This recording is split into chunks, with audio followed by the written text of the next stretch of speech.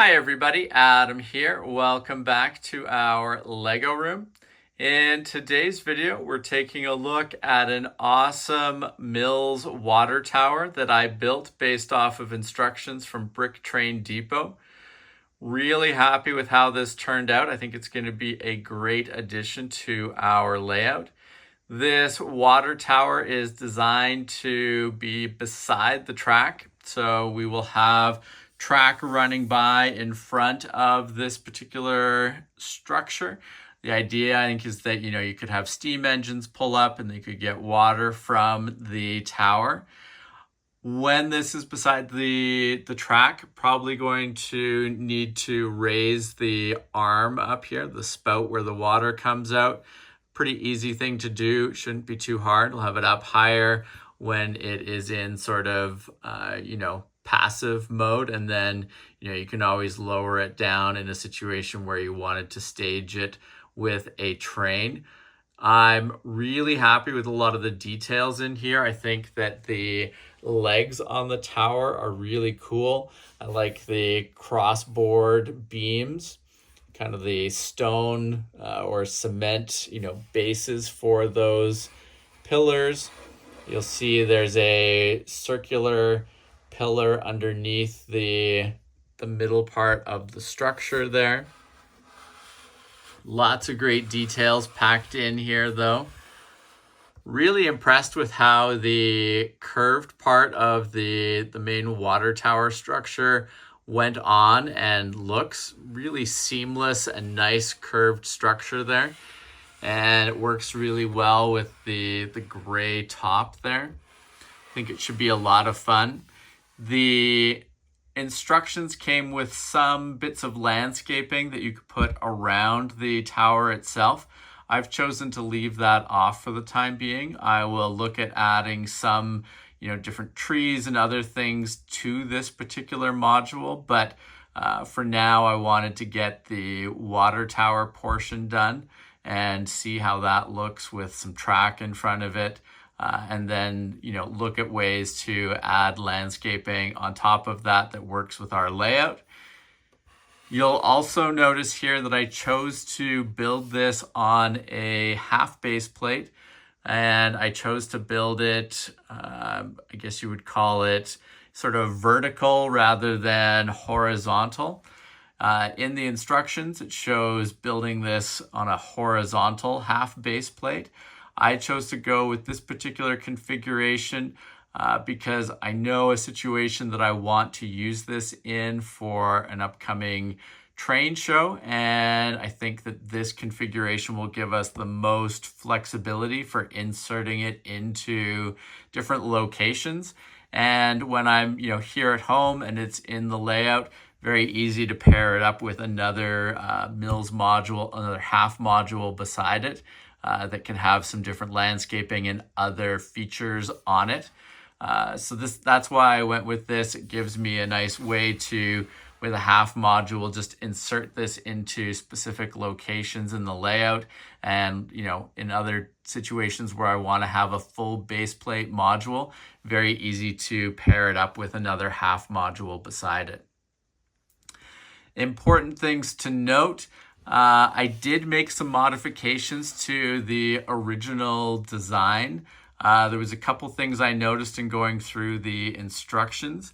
One, there's a, sort of the top part of the base structure that goes through the middle right here. I added more to that structure than they had laid out in the instructions.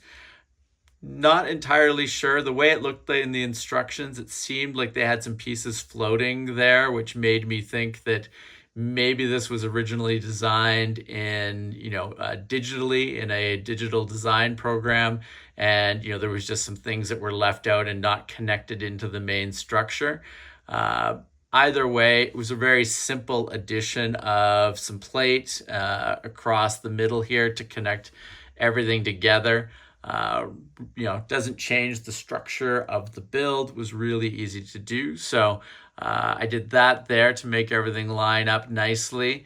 You can't really tell here, there was a brown sort of bar piece that goes across here, and that's what the clip sticks to or clips onto, that the spout is attached to.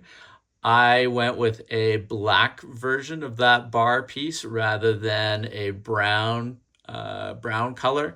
The black piece, much easier to get. I think it almost looks like metal. I think kind of works better maybe than a brown version of the piece.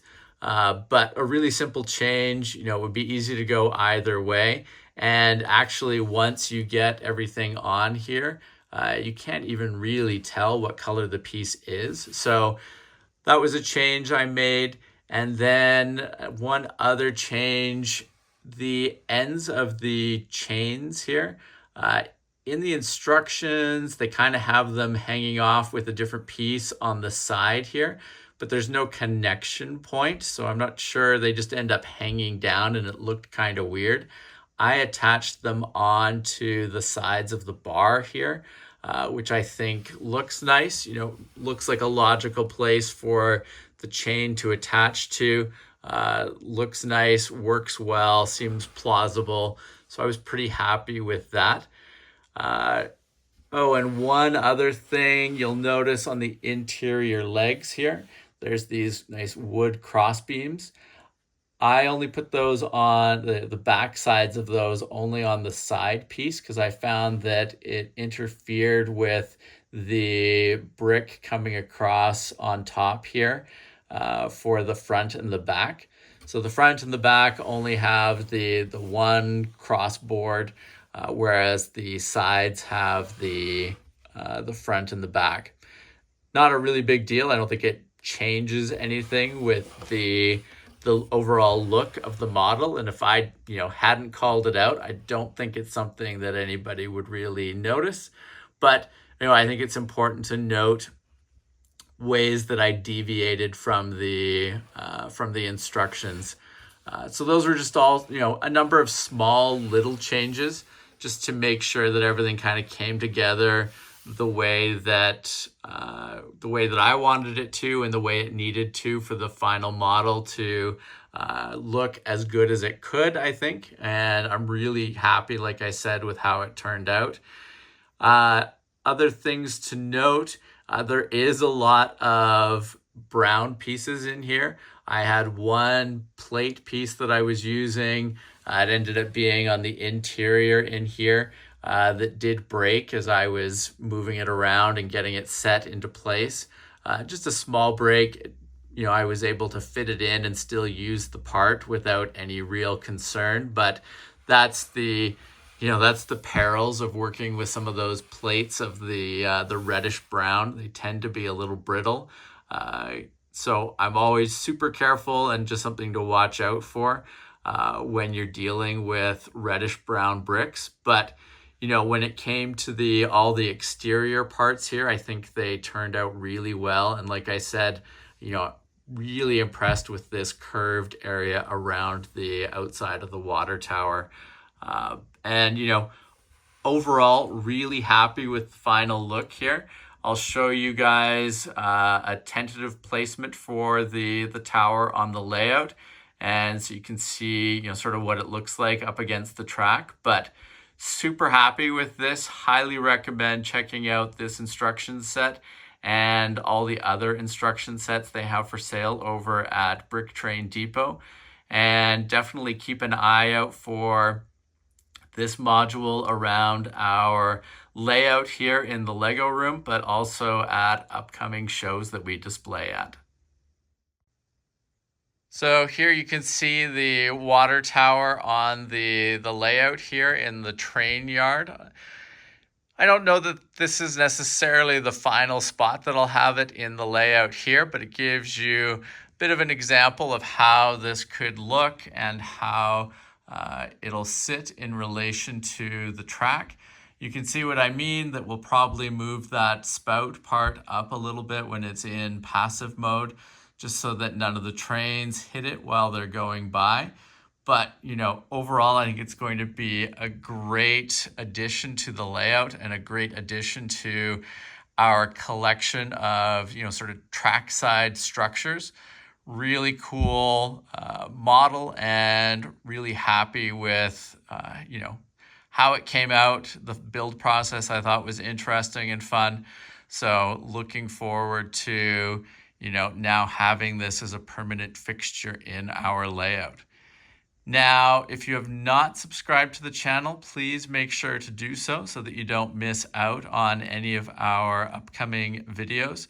And thank you very much for watching. We will see you again soon. Take care. Bye.